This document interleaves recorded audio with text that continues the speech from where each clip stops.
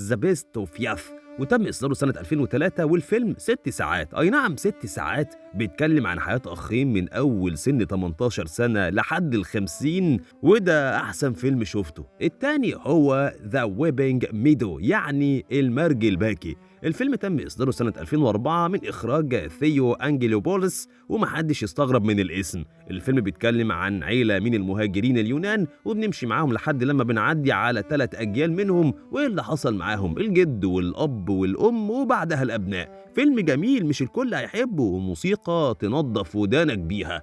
التالت هو الفيلم الأوسكاري دي بريتشرز الراحلون. الفيلم نزل 2008 وخد أوسكار أحسن فيلم أجنبي، وبيتكلم عن عازف تشيلو بيحاول يدور على شغلانة تانية، ويشاء القدر إنه يشتغل في تكفين الموتى، وعمره في حياته ما شاف جثة، فبيبدأ يشوف الحياة بمنظور تاني خالص، وبيتعامل واحدة واحدة مع الماضي بتاعه.